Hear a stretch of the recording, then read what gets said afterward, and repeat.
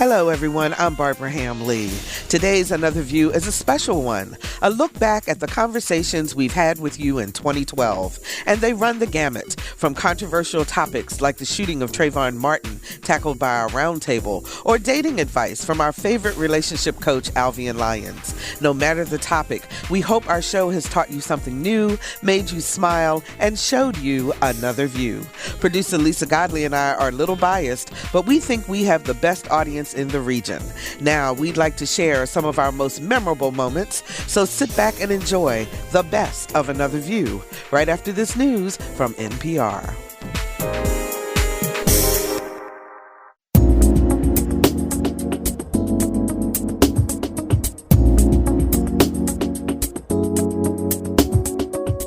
Discussing the issues and celebrating the successes of the African American community.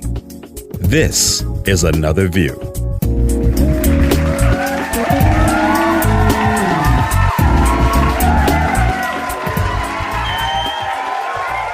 Good afternoon, everyone, and welcome to Another View. It is our pleasure to spend time with you every Friday at noon, discussing current events from an African American perspective.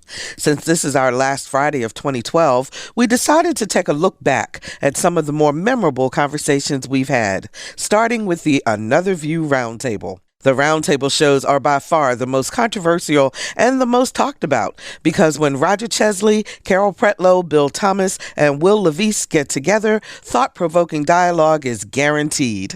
We're going to share several clips from our roundtable discussions, but we start our Best of Another View program with the roundtable talking about the Republican Convention. This show aired in September 2012. Bill, question for you. Did you make it? Did you make it to the Republican Convention? Yes, I was there the night that Romney gave his speech on Thursday and met a lot of good friends. Carl Rove. I was going to send you a picture and some other folks that are trying to have a contest this election season. And were you there when Clint Eastwood had his conversation with the chair? Actually, I thought it was quite good. Ooh. You did, really? Yeah. Well, let's take a listen. Let's take a listen to a clip, and then we will come back and talk about it. I just wondered all these promises, and then I wondered about when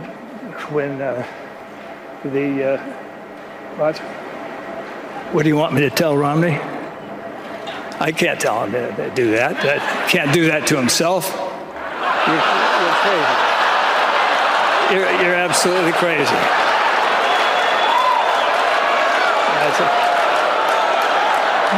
You're getting as bad as Biden. Okay.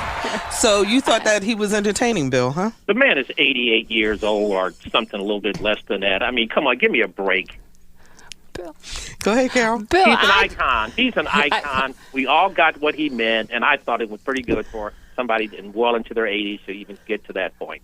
Bill, I have to agree with you, and it pains me, but I thought it was hilarious. But I thought that the timing of it in terms of moving it earlier in the proceedings and rather than before Romney's address would have been better. But I did think it was funny.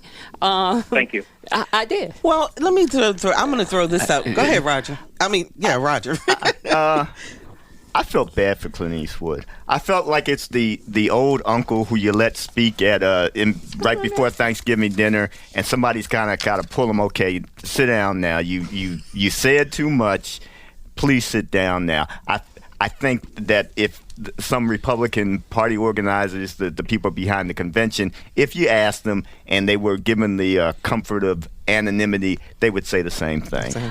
Will, you want to weigh in on this? I didn't have a problem with what he did. I just think that the way it turned out, he became the message. He became what people were talking about, and not Romney. And he's not running for president. And I get what you all are saying about, it was funny and he's an older man and so forth and so on.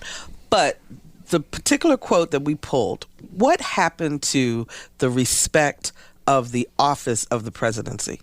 I mean, when you really think about what he was saying. Yeah, that was the only thing that I thought was, in terms of his language, I thought that was a little bit beyond the pale. The rest of the language I really didn't have a problem with. I just think that for most people, the next day, they were talking more about Eastwood's speech than they were about Romney's speech. Yeah. And that can't be what the party wanted. So, Bill, what was going on in Tampa after that? And were more people talking about Clint Eastwood than talking about Romney's speech? A big-time party, but beyond all of that, Is it those strip clubs? beyond all that, Republicans in the strip I find clubs. it really funny that liberals will say about the respect for the office of the presidency. And when Bush was president, he was called everything, might even lacking the son of Lucifer. And nobody, this never came to pass. All right, you guys, let's talk about the presidential debates that have been going on. This past Wednesday, we had round 2 between President Obama and the challenger Mitt Romney. It was Tuesday. Tuesday. Tuesday. Thank you. Okay. Thank you. My days are running together. So, initial impressions, Will. Well, like what has been said, and even he said himself in his address just yesterday at the Al Smith dinner, when he said that he joked about having taken a nap in the first debate and that he was, well rested. So, yeah, he drank his Red Bull. Romney as well drank his Red Bulls. There was a whole lot of testosterone going on that stage. But, ultimately, when you think of the substance of what was said, what was put out there, it was lacking desperately. Mm-hmm. So still no specific information. Yeah, it's just a lot of taglines. Roger, Do you agree? Well, I'm glad he was off his Ambien for this last one. That first debate, I was so angry because it seemed like he didn't show up. I just wanted to shake him. Mm-hmm. I really did. It was like, wait a minute, you've been doing this. You've been president for nearly 4 years now. You knew what you had to do. You knew the campaign was a long and arduous one. And now you get to the point where most people have had their minds made up already. But if you were going to look at any of the debates, you were going to look at the first one. And he decided for that one to be the one where he didn't bring his A game. I mean, you can't always be perfect, but please show a little bit of passion. Show a little bit of, like you wanted to be there. And it was just, what are you doing? Do you not want to be president again? So it was a confounding act that first time. And I'm glad that at least he showed up and showed some fire this week. I think Romney did. I think Romney showed up for both. He showed up for both. And unfortunately, the second debate had fewer viewers than the first debate. This is the Best of Another View 2012. Winners and losers? Winners and losers. The losers were the American people. On the second debate, it was a god-awful scene. Nothing was discussed. It was really depressing in terms of the substance that should have been doing. They were making sound bites and arguing over stuff that had no settlement or anything, and not talking about the issue that people out here struggling to pay their mortgages and pay their rent and keep their cars on the road, and $5, $3, $4 gas prices. The power is going to be ready to go up again this month for the winter, gas for people who can't afford to pay it. There's jobs that are absolutely outrageously missing from our society. We have a segment of our society that are not working or never going to work, and they're not talking about anything, but there's no difference between Barack Obama and Mitt Romney. They're all the same, and it was pathetic. And for somebody to say somebody had a win and loss in that episode they did on Tuesday or whatever it was, it's sad. So you're saying the American people lost? American people what do you lost. Think that How can you have that debate in Long Island when they have neither the candidates, either at the presidential level or at the state level, have addressed the anomalies that are in our communities? To me, it's really sad. I suspect that he would be more willing to do something in the second term in terms of addressing and being upfront and forward on this. Does he get a pass? I'm just asking the question. Does he get a pass because he is the first African American to hold the office of president, and because he's had to chart waters that nobody else has had to chart before as an African American? I think a lot of black voters will give him a pass. Now, I don't think he would necessarily get that in the second term because he won't be running for re-election after that if he wins. And so maybe he will have a little bit more freedom. But, you have most of your clout in a first term anyway. So... will there be anything realistic that will be done that will specifically target African Americans? That's questionable. Well, I think it's a tough situation to navigate, but does he get a pass? No one should get a pass, because the key thing about talking about African Americans, the key word there is Americans. What's going on with the black community is an American issue. Mm-hmm. It's an American problem. So your point is whoever, no matter what group has 17, 18, 19% unemployment, that group needs to be dealt with. It doesn't matter that it's just a black. In these past years, 3-4 years, right, the black wealth has plummeted. There have been several things that have gone on. Black community is suffering. What we're saying is, who is going to address this, talk about these issues, and try to make a change? What happens is, if you say that, now you're criticizing the president. I supported the president. I plan to support the president. What I'm saying is, black wealth has plummeted. So in other words, we are losing generations of people. I mean, so he's got to be held accountable. He has to be held accountable. All of the leaders have to be held accountable, and somebody's got to say something. And we cannot be quiet. And I'm not against Barack Obama. I think he's a wonderful man. He's got a wonderful family, a wonderful relationship with his children and his wife. But then I got to look at reality. Jim Cook, right over here at ODU, and everybody's got to go get this, his Hampton Roads assessment. Mm-hmm. And one of the things that he pointed out in his assessment, not only are we losing jobs because only 30 to 40% of our black males are graduating from the public school systems in Virginia, and Richmond and Norfolk and Petersburg have the worst school systems, even the college graduate black males, their percentage of workers are down. So it doesn't matter if you get a higher education. It addresses exactly what Will is saying. So today we have a special edition of the Another View Roundtable, and we're talking about the Trayvon Martin tragedy. It's a situation that has shocked the nation and caused people to literally take to the streets and protest. The killing of this young man has opened up the conversation about race in America and has African American parents of young men reinforcing the talk about how a black man must behave in public. So, Roger, do you remember your initial reaction when you first heard about the Trayvon case? Yeah, when I first heard about the case and first read about the case, it really hadn't gotten into the national consciousness yet, and that's the way some of these cases work out sometimes. And a couple of things on that: you wonder if it hadn't gotten into the national consciousness, would there be so much official investigation now? So I know one of the criticisms has been, a lot of people get killed across the country in any given week. Why is there so much notoriety about this case? But on the flip side, there's the fear that if there hadn't been so much notoriety to this case, that maybe there wouldn't be a proper investigation into it. It seems almost ludicrous that he would have never been arrested in this case, at least initially, given the facts that initially came out. And there have been some reports that one of the police investigators wanted to arrest him that night, but was told not to. Not to. Well, do you think that the reason that this has resonated so much is because of the fact that Zimmerman has not been arrested? Absolutely. I think that's the big piece right here. I mean, as I started to hear about it, as bloggers began talking about it, and radio show hosts like this one, like mine. Mm-hmm. I mean, that was the big piece. You know, how can a young man be shot dead? And we've gone, how many months? And we still don't know all of the facts, and no one is arrested? I mean, that just... Because this actually happened on February 26th. Exactly. You know, which is a month ago now, but just now coming out. Bill, were you surprised? No. Why? It happens every day.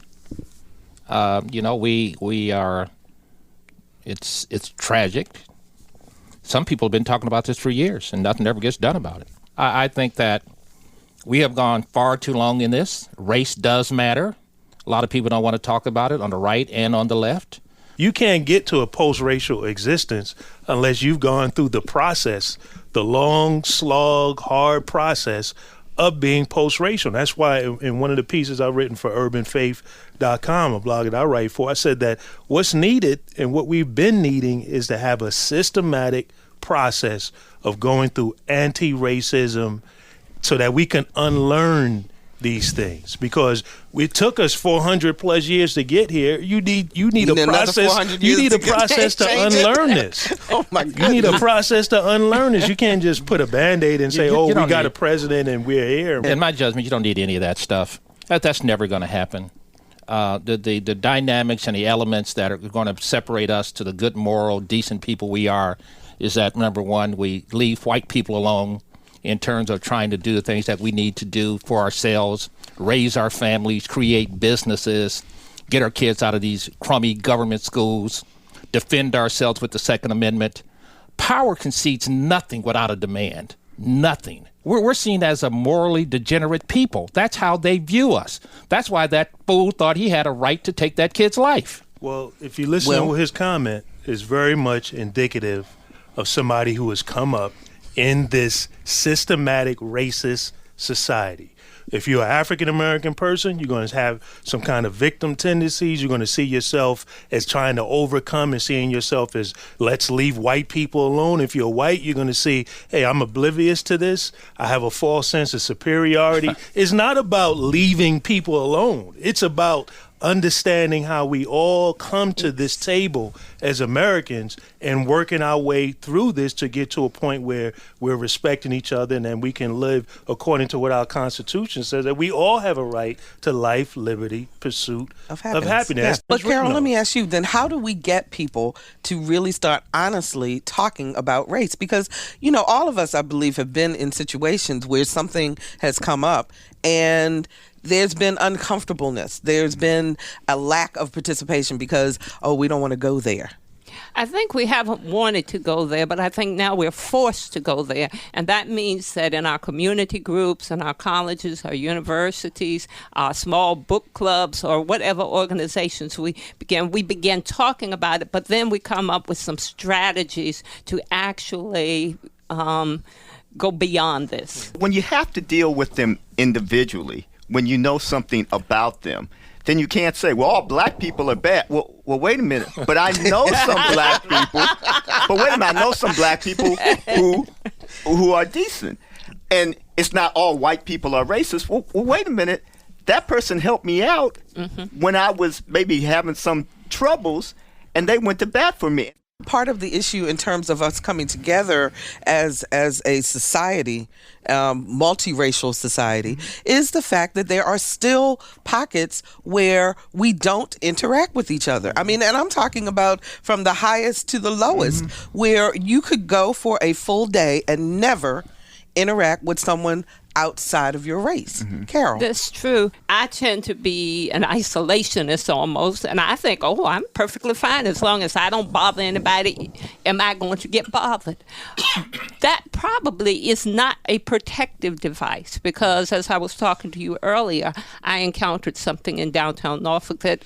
Share that story with us, Carol, please. I live in downtown Norfolk, and I was coming home one evening, and it was about 5 or 6 o'clock.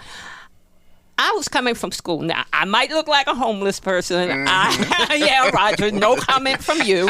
But here I was with all my bags and my books and a smoothie. And as I get up to the door to put my code in the door, I get stopped by a young officer who says, excuse me, do you live in this building? And I said that I do.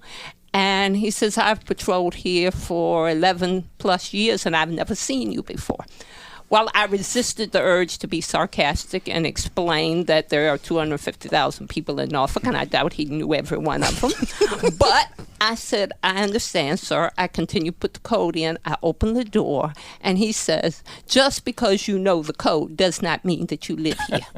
And I say, okay. I said, you're certainly right, sir. Have a good evening. I close the door, and I get in.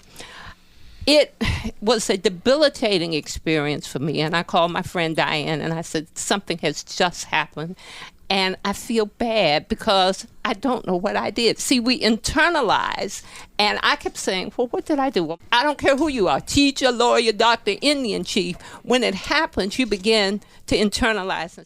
Let's go to the phones. Dawn joins us from Virginia Beach. Hi, Dawn, you're on the air. Hi there. How are you doing today? Okay. I'm just calling in to answer to the question of to answer the idea that we live in a post-racial era. I work in education. I've worked with low-income schools and higher-income schools, so I've kind of seen the field. And I've actually had to explain to friends of mine that it does exist still, because when you're in a certain circle and that's all that you're exposed to day in and day out, sometimes you just don't see it anymore. And I think also that racism is just such a dirty stain on our past, especially in the South, that I think a lot of people want to believe that it's over, because that's one thing that we don't have to feel bad about anymore, because we've accomplished something, we've gone over it. And I just wanted to attest to the fact that there are people out there who do see it and who do try to fight it when they see it. That's Dawn. Thanks for that call. I do want to ask you a question though too. Do you think that talking about it makes it better or worse? It really, I do think it makes it better, because people hide their feelings so much. I'm Caucasian. I work with a lot of black children, and I felt mistrust from those parents initially, because they don't know if I'm going to treat their children how I should be treating them because of their color. And once they've opened up to me and I've opened up to them, and we've actually been able to talk about it when situations do occur that need to be talked about, it makes everything better. I think that what's really important is just that we express to each other, you know what, I'm committed to loving you, period. Dawn, thank you so much for your call. We really appreciate it. Hi, yeah. My name's Chris. I'm an Italian-American, and I live in the Park Place neighborhood of Norfolk. So let me give you a little bit of background information before I get to my question. Every time I talk to my white friends about where I live, there's all these gasps. Oh, my God, you live in Park Place. Oh, that must be so dangerous. I used to live over by ODU, and I tell you one thing, I feel a lot safer in Park Place than I ever felt. I feel a lot safer. Well, actually, it's not ODU; it's the ODU neighborhood. So let's not diminish ODU. You're right. Okay. Yeah. Right. And then the other thing is, I'm building a community garden right off of 29th. Now, in trying to get community support, all the African Americans I talk to think it's a beautiful idea. I think it's awesome. Anytime I talk to a white person, oh, that's never going to work. Oh, those kids will trash it. You can't do that there. And it's like, how is that acceptable? So my question is, what is the place for conscious white people in this country in this debate on police actions towards minorities, citizen actions toward minorities? Just the other day, I saw two kids get stopped crossing Colonial. Now, people cross Colonial all the time. They looked, they were black. A cop came by, pulled them over for jaywalking. That said, "You're not under arrest. If you were," and I quote, "you'd already be on the ground right now." How is that an acceptable comment for a white officer to say to a 17-year-old young black man? And what idea does that give to that guy, to the 17-year-old? Now, my question is, what can I do about this? Where is my role in this debate as a conscious white man who recognizes that we're all equal? Okay, we're going to get the panel to talk about that. Chris, thanks for sharing. Go ahead, Will. I want to commend Chris, because Chris is absolutely speaking to what I'm talking about. Chris somehow, through his life experience, got to a point where he's respecting people as human beings, and he's working his way to get past all of this. And this is why I say that we need to present opportunities, whether we learn it in school, in church, or at home, where we are learning how we can talk to each other in this way, because it's not enough to just talk. You have to even know how to talk, because you know what could happen to Chris and the other one, Dawn, is that as soon as they begin to talk and say, look, I really want to understand this, you'll get a conservative Negro like this one over here who will want to go and bash them over the head and then say, look, I just want to be honest and try to understand it. What do we want to leave people with in terms of how do we tackle this race thing? Anybody? I think that talking is a beginning, but it's not enough. You have to actually have experiences. You have to actually go through the same process that you learned all of this stuff is the same process that we have to go through to unlearn it as a culture. I don't believe that talking is going to do too much more about it. Talk and vote, and Roger. I would hope that every time we get exercise about something that happened to the young man in Florida, we get just as exercise at the mindless, constant number of folks being killed, shot dead in our own streets. Okay, and with that, roundtable, thank you. I love talking to you all as usual, and we'll be right back.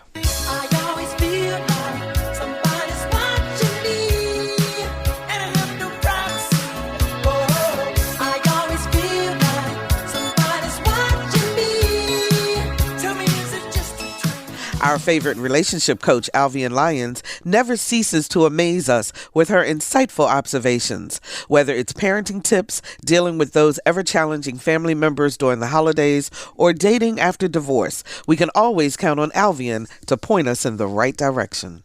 For whatever reason, it didn't work out, and now they have to get back out there and start dating again. Mm-hmm. It's totally changed, hasn't it? Absolutely. It's very different.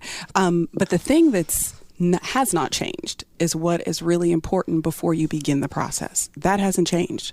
Yes, the internet and access in terms of social media and those venues are different. So how you may meet people has changed, but the experience has not.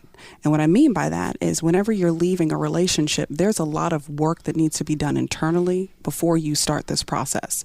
Otherwise, you'll find yourself just cycling right back through old behaviors. And whatever happened before winds up coming back again. The reality is there's no perfect closure. You're not ever going to get all the questions answered. You're not going to always be able to figure out why he felt this way or why she felt this way. You may not get those answers, but there's certain things that are very, very core to what is going to be necessary in the next relationship. Mm-hmm. And what I mean by when I say core to the next relationship, are you still raw about how the relationship ended? There's a lot to be said for how one leaves the previous relationship determines what the next one is going to be like. And what I mean by that in terms of the transition period, if we divorced and we divorced amicably, my experience going into the next relationship is very different than divorcing in a very nasty and volatile situation. That is a far more raw experience. So some people say, if I ever get out, I'm never getting in. Lots of people.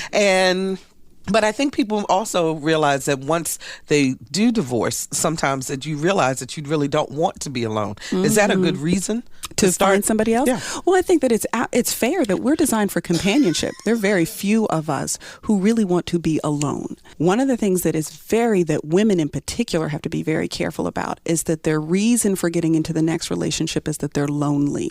Lonely has more to do with your ability to be okay with yourself.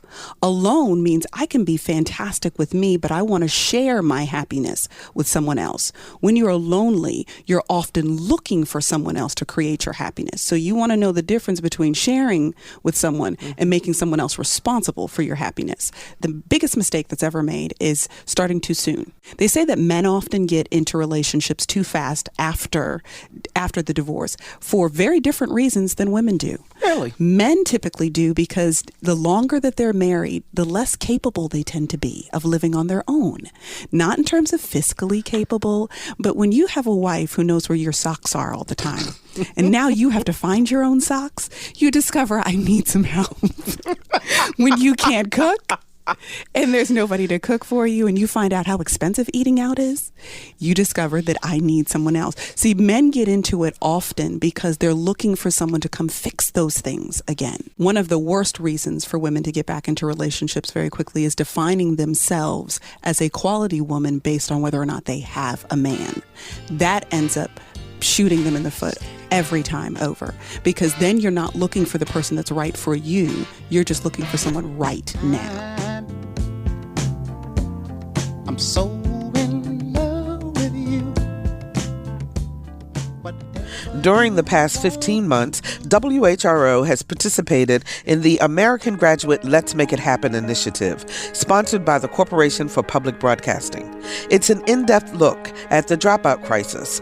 Here on Another View, we decided that once a month, we'd discuss the impact this nationwide epidemic is having on our children and what's being done in this region to turn the situation around.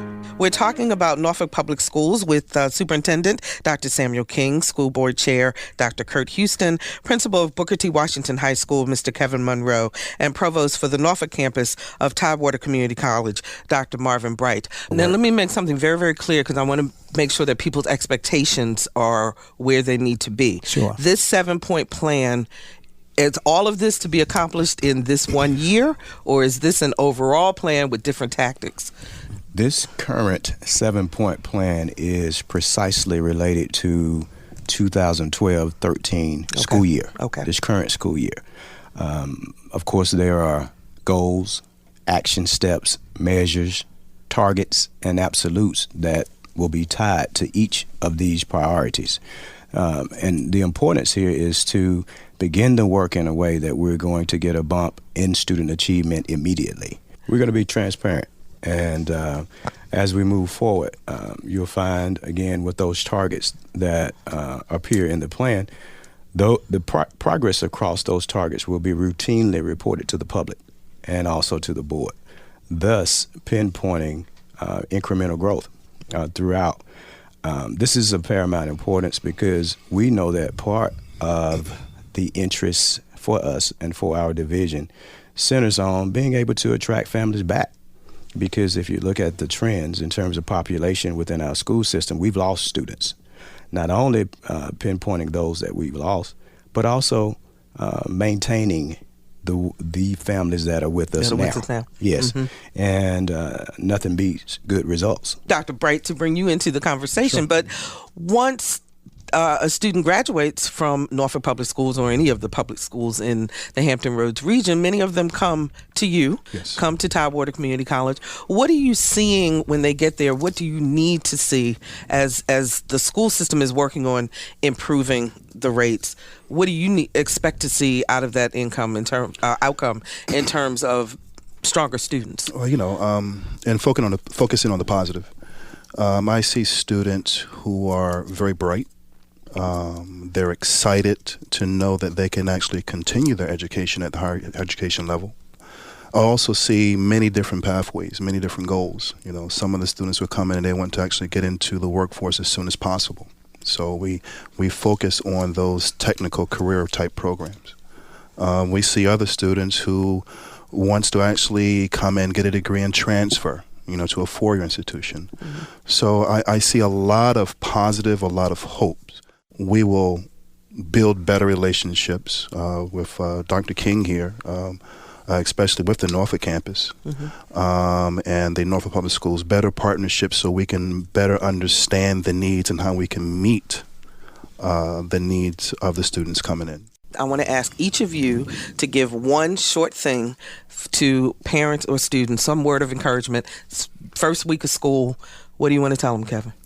Don't be afraid to ask questions, ask for help. And that comes up with the ninth graders. We have a variety of things in place to help everyone reach their goals, but we have to, don't be afraid to ask. Okay, real quick, Marvin. Get involved, and success should be the preferred option. Okay, Dr. Key. Set personal goals, stay focused, and take responsibility for your area of the work. Okay, and Dr. King. We're off to an excellent start. Year one, day one. And that parents need to really pinpoint the highest aspirations for their children and this organization and help us do that work and hold each of us accountable. Fantastic. This is the best of Another View.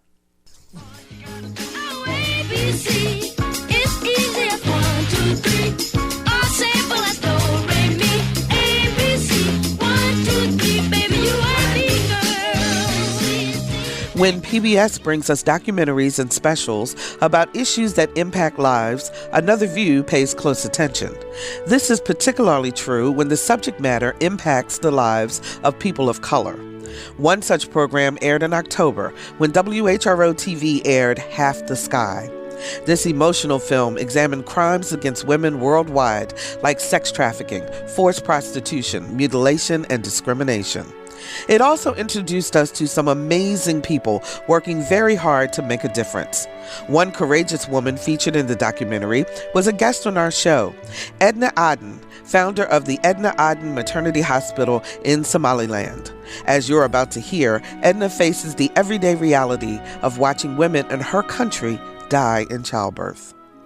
I'm a midwife, and I'm horrified each time that a woman dies of a cause that no woman in this day and age should die of. Obstetrics, the knowledge of obstetrics has progressed so much. Women get pregnant in your countries, they don't die of eclampsia. They don't die of anemia. They don't die of a ruptured uterus because they did not have access to a cesarean section. But in developing countries, in countries like mine, women are dying of causes that they need not die of. And that is what I would like the world to do something about, not only in my country, Somaliland, but everywhere where medical obstetrical facilities are inadequate. Mm-hmm. Women are dying because they're poor, they're ignorant, they're anemic, they live in isolated locations, they have never had access to a hospital, they do not understand the importance of prenatal care. No woman in this day and age should go through pregnancy without ever being seen and checked and given prenatal examination and care during her pregnancy. They come to our door with situations that could have been prevented or managed so easily 2 or 3, 4 months ago. Mm-hmm. As a matter of fact, we have a clip from part of the segment that you're in on Half the Sky. Let's take a listen to that.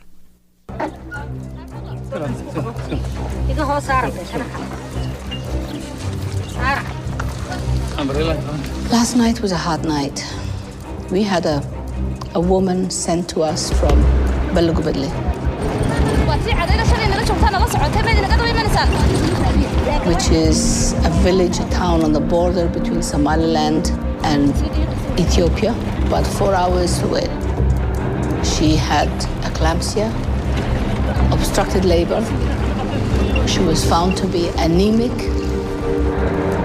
Road is rough, unpaved.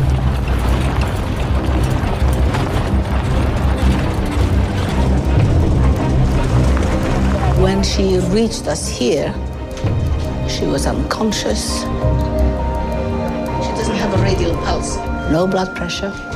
We had IVs up, blood given. Unfortunately, she didn't make it, and she died. Okay, out.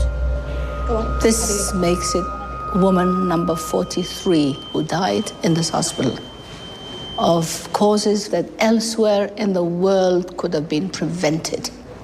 No woman in this day and age should die of eclampsia, should die of obstructed labor or anemia. Every single one of her problems had a solution. And now, how do you protect your own feelings and your emotions as you deal with issues like this on a daily basis? Oh, well, it's never easy. I'm feeling very emotional now because I see that woman. And she left 5 children behind. On the clip, you will see that she was brought on a truck. She is a woman who is having fits and seizures because of the eclampsia, where she should have, she should not have been transported on a rough road. That's the only road we have. She should have been brought in an ambulance. We didn't have an ambulance. She was brought on the milk truck. That's a woman whose fate was signed when she was poor. She's a nomad. She lived in a place where there are no hospitals, and try as hard as we could, we didn't make it. As I said at that time, we lost 43 women in 8 years because the hospital now is 10 years old, and during those 10 years we have delivered 14,000 women, and we have lost 53. Now that in itself, no woman should die of pregnancy-related causes. So even though 53 brings the statistics of maternal mortality in our hospital to 1/4 of the national average, there are still 53 women who died who could have been saved had they had better nutrition, had they had better treatment during pregnancy, had they been referred to us in good time, and had they been transported to us in a far more comfortable way than being brought on a milk truck. So even though they die at my doorstep 2 or 3 minutes, 10 minutes after they are brought to us, it's still very painful. It's emotionally, there's no way, there's no screen you can hide behind. You can either throw in the towel and say, I'm not having this anymore, I'm just going away, I'm going to live somewhere in Europe and turn my back to it. Or you say, well, I'm going to try to do something about it, because throwing in the towel is just not an option in my country. From suffrage and solutions on the other side of the world to issues women battle right here in Hampton Roads, we've talked about it all. Early in the year, we looked at a survey conducted by the Washington Post and the Kaiser Family Foundation. It polled more than 800 African American women, painting a complex picture of women who are confident but vulnerable, who have high self-esteem but view physical beauty as important, and who are more focused on their careers than marriage. To tackle the study, Another View brought in women from their 20s, 30s, 40s, and 50s to discuss what defines a Black woman. According to the survey, nearly 3/4 of African American women say that now is a good time to be a Black woman in America, although half of those surveys say racism is a big problem in this country. Please welcome Dr. Kalita Nichols Fairfax, Associate Professor and Honors Liaison for the Evelyn R. Strong School of Social Work at Norfolk State University. That is a title. Welcome, Kalita. Hello. Glad to have you with us today. Ms. Denise Good, who works for the federal government. Hi, Denise. Hi, Barbara. Glad you're here. Thank you. Ms. Ashley Smith, Miss United States 2011. Congratulations. Thank you very much. Absolutely. And Ms. Alvian Lyons, a development consultant and relationship coach. Alvian, welcome to the program. Good afternoon. So glad all of you are here. But first, we'll start our conversation with Washington Post reporter Ms. Krissa Thompson, who joins us on the telephone. Hi, Krissa. How are you? Hi. Glad to be on with you. Krissa, there were 2 questions on the survey. First one was, have you ever dated someone of a different race or not? And of the yeses, 50% of Black women said yes versus 40% of white women. 68% of Black men said yes versus 51% of white men. Do you want to respond to that one first, and then we'll go on to the second part of that question? Sure. Actually, why don't you go on to the second part? Okay, then the second part was, because this is really interesting to me. The second question was, would you be willing to marry someone of another race? So, okay, have you, and now would you be willing? Black women, 67% said yes. 52% of white women said yes. 80% of Black men said yes, they would be willing to date someone outside of their race. And 82% of white men said yes, that they would be willing to date outside their race. Now, Krissa.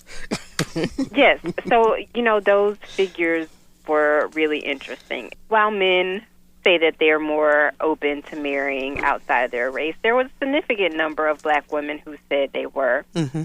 And when you look at the statistics of how much we actually do, it's significantly lower. This is the Best of Another View 2012. Now, Ashley, I have to ask you, because the prevailing thought is that the younger generations have mixed, and actually your generation too, Alvian, that you guys have overcome that racial barrier and that you're interracially dating and it's all good. Woo! Ashley? I've seen a growth. I definitely have. But I do feel that amongst a lot of African American women, and especially those that are really striving to be successful, there's still that sense, and I think it's a positive sense of pride in your culture and pride in your heritage. And even going back to the question that we were talking about just a second ago about having that father figure in your life that you appreciate, and saying that truly is your first love. And so you kind of look for your dad out there. The opportunities that are coming towards us are so interracially combined at this point, whether we're talking about schools, whether we're talking about churches, whether we're talking about just social activities. There's so many different races just in those different groups that you almost have to think outside the box. You have no choice, because you're meeting these people who are so mentally on the same level as you and want the same things out of life. So we are taking those chances a little more. Okay, go ahead, Denise. Yeah, I'm an equal opportunity dater. I like a certain kind of guy, and I don't care if he's black or white. Right. And I've had Black women come up to me, don't know me, and say I should be ashamed of myself because I'm dating a person that I care for and I love. And I thought, you should be ashamed of yourself to putting someone else's love in a box. That's offensive, and it's nobody's business, and doesn't make me any less Black, any less proud to be Black. Right. But I think that hurts a lot of Black women. Let's talk to Angela in Hampton. I think she might agree with you. Hi, Angela. You're on the air. Hi. Hi, how are you ladies doing today? I really just genuinely appreciate the fact that this conversation is being had. I am an African-American woman, actually of West Indian descent. My parents are immigrants. I'm a first-generation American, and a very brown skin. I happen to be married to a 6'1", 170-pound, blonde-haired, blue-eyed, purely Caucasian, Purely Caucasian. Truly. Can I just say, oh, snap. I mean, we are diametric opposites in terms of how we show up to the world. And I remember leaving college and being terrified because I hadn't found my future husband while in school, and being bombarded with the constant messages of, as a black woman, if you don't find your man while you're in school, you're probably not going to get married. And if you decide to get even more educated, you are definitely going to be single. And I remember the pushback that I got when I finally broke to my parents, hey, I'm probably going to get married, and my father being flabbergasted that the guy that I brought home was white.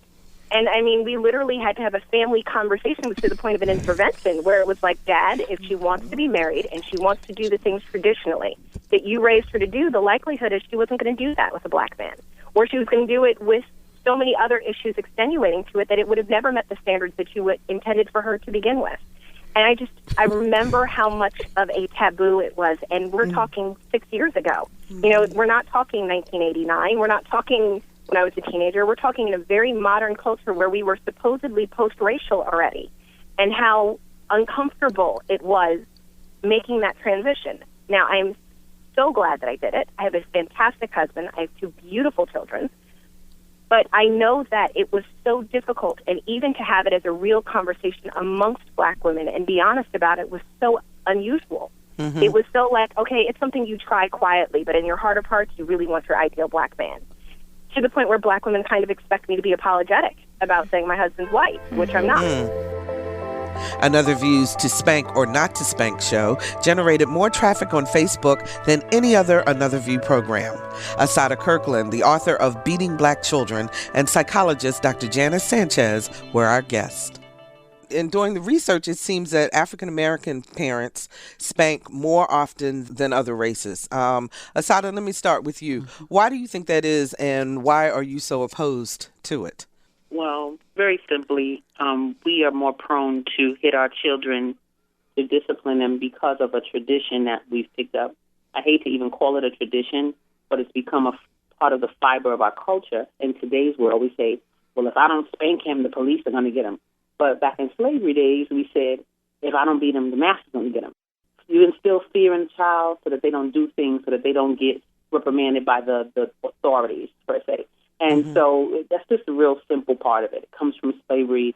Some people don't really care about that, but the point is, it's detrimental to the spirit of our children and to our futures. It's 400 years, and we're still in the same situation. It's a problem. So, do you see a difference, Janice, between a tap on the hand or a swat on the butt versus what we used to call a whooping, you know, where the parent is hitting with something, right, etc.?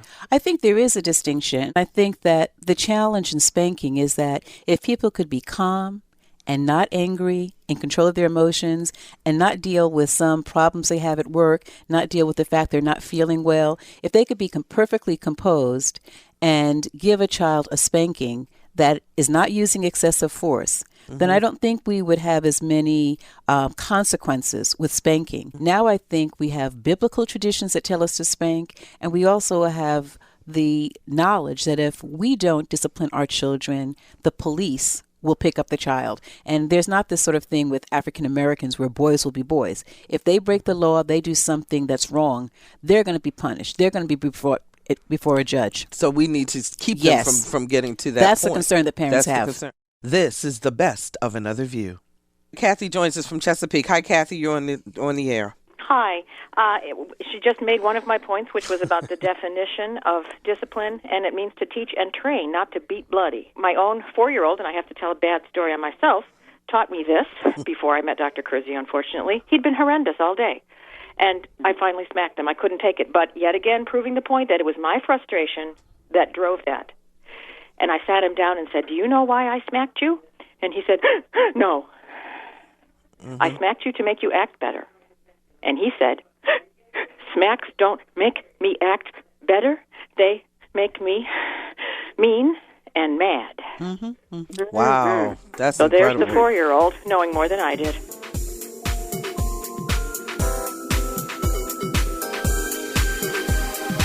You hear his voice weeknights at 9 and Sunday afternoons. And if you're a true jazz lover, you've seen him in concert. And he's my very special guest today. I'm talking about percussionist, jazz historian, and music show host Jay Sennett. I think that a lot of people may have the misconception that jazz is always improvised and you don't write music. That's a myth. Or the other myth was jazz musicians can't read music. Yeah. You know, or if you're a drummer, you can't read and write music. You know, those are myths. And these are serious musicians. I'm a serious musician, you know, just like in any other genre of music, you know. We do what we do. You have to study. It's like training for the Olympics. You know, to be good, you have to really put in that time. And a big part of my practicing growing up, you know, studying, was listening. Because listening gives you ideas. We are shaped by those influences in ways that we don't really completely understand. And a lot of times they come out. I remember writing a song for my very first record, Obsession, back in 1985. And Steve Wilson was playing saxophone on the record. And the bridge part, the B section of this particular song, and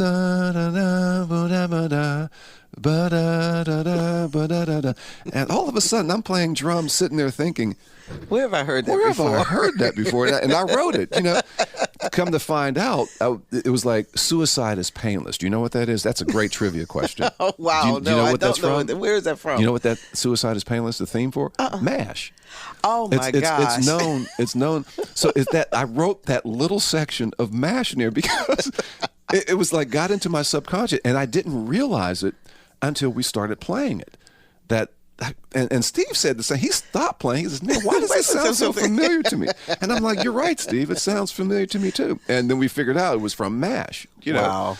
And so you have to be careful with little things like that. But that's why listening, I always tell my students, you know, listen to as much music as you can possibly can, because let that be an active part of your development, because it gives you ideas. And a tree has to have roots.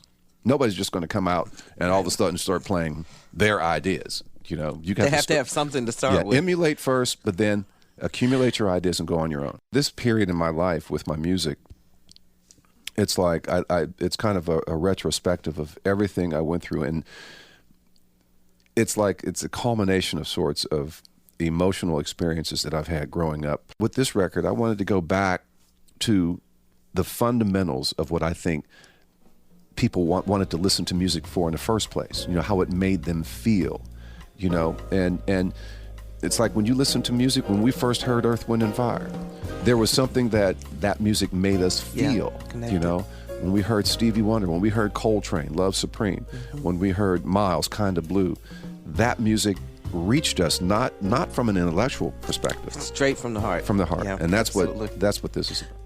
We hope you have enjoyed the Best of Another View 2012 edition. For producer Lisa Godley, audio engineer Perry Smith, and all of the wonderful interns who worked with Another View this semester: Alexandra Pumphrey, Lyncia Smith, Eric Moore, and Crystal Romney. I'm Barbara Ham Lee. Happy New Year, everyone, and let's get together in 2013 every Friday at noon for Another View.